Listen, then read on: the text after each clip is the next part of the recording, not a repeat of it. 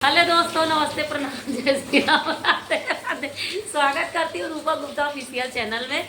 बहुत प्यारी सी एक कजरी गीत है, आइए सुनिए कैसा लगता है, कमेंट बॉक्स में जरूर बताएं। कि पिया भूल गया परदेसवा जाई के, आसरा धराई के ना।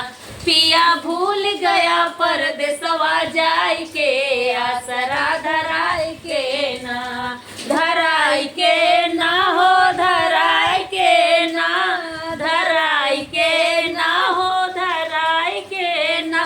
पिया भूल गया परदेसवा जाई के, आसरा धराई के ना। कहा सावन में आई बहरी साड़िया ले आई, कहा सावन में आई बहरी साड़िया ले आई, बहरी साड़िया ले आई, हरी साड़िया ले आई। नहीं आया कौनो चिठिया भेजाई के, परदेसवा जाई के ना। नहीं आया कौनो चिठिया भेजाई के, परदेसवा जाई के ना। पिया भूल गए परदेसवा जाई के, आसरा धराई के ना। आई आई क्या लिखा हुआ,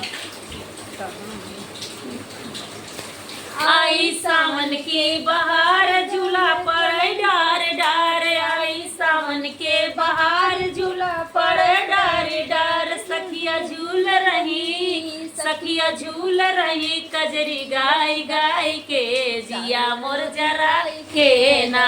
सखिया झूल रही, कजरी गाय गाय के, जिया मोर जराई के ना। पिया भूल गया परदेसवा जाई के, आसरा धराई के ना। पिया भूल गया परदेसवा जाई के, आसरा धराई के ना। 2 मिनट